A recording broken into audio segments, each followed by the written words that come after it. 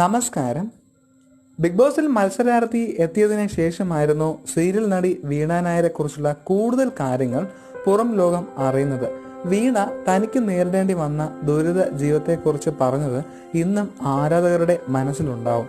അതുപോലെ ഭർത്താവും മകനുമടക്കം കുടുംബത്തോടുള്ള സ്നേഹവും കരുതലും വാർത്തകളിൽ നിറഞ്ഞിരുന്നു. ബിഗ് ബോസിൽ പോയതിനു ശേഷം വീണയ്ക്ക് നേരെ വ്യാപകമായ സൈബർ ആക്രമണങ്ങൾ ഉണ്ടായിരുന്നു. ഇതിനെല്ലാം മറുപടി കൊടുത്തത് നടിയുടെ ഭർത്താവും റേഡിയോ ജോക്കിയുമായ അമാൻ ആയിരുന്നു.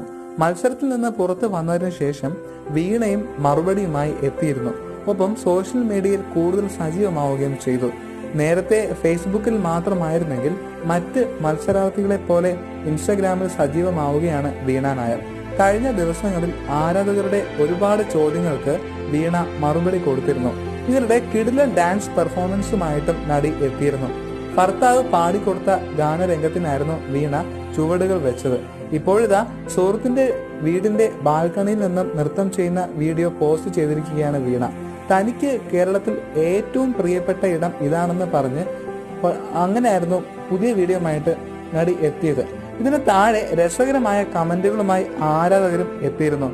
അന്നമ്മോ, മിസ് യു, കേരളത്തിലെ എന്റെ ഏറ്റവും പ്രിയപ്പെട്ട സ്ഥലം, മിഥുൻ ചേട്ടന്റെയും ആൻസിയുടെയും ഫ്ലാറ്റ്, ലോക്ക്ഡൌൺ ഒന്ന് കഴിഞ്ഞു, ഫ്ലൈറ്റ് പറന്ന് തുടങ്ങിക്കോട്ടെ, ഞാൻ അങ്ങ് പറന്നു വരും, മിസ് യു ഡി, പിന്നെ ഈ ബാൽക്കണിയും എന്നായിരുന്നു വീഡിയോയ്ക്ക് താഴെ വീണ ക്യാപ്ഷനായി കൊടുത്തിരുന്നത്.